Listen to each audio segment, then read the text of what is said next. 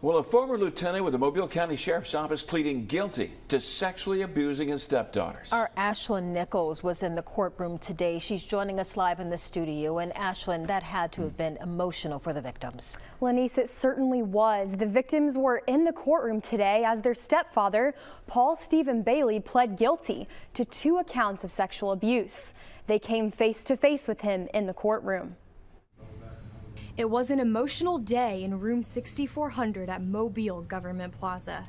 A former lieutenant for the Mobile County Sheriff's Office, Paul Stephen Bailey, pled guilty to 2 accounts of second-degree sexual abuse. He's going to be a convicted sex offender.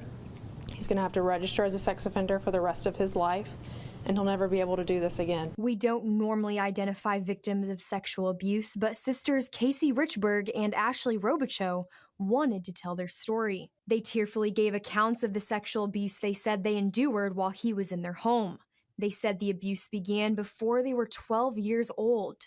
They reported the abuse in 2018. It's never too late to speak up if something happened to you, whether it was yesterday, 10 years ago, 20, 30 years ago. It's never too late to speak up and call it out. Bailey was originally charged with rape, sodomy, and sexual abuse, but he took a plea deal admitting to sexual abuse and the other charges were dropped. No amount of time would ever be enough to justify what he did. But the other side of the coin is that these girls would have to take the stand, relive this, and potentially face a lot more harm than they would good out of achieving the same goals. The victims say they only agreed to the plea deal because they didn't want to have to relive everything again in a trial.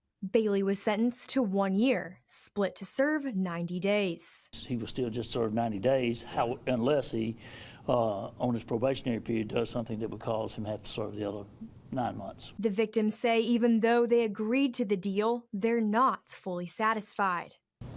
I don't think any amount of time was fair enough. I think he deserved a lot worse, but we didn't have to go to trial. Bailey went straight to jail from the courthouse. When given the opportunity to speak to the victims, he said nothing. In addition to registering as a sex offender, he is not allowed to have any more contact with the victims.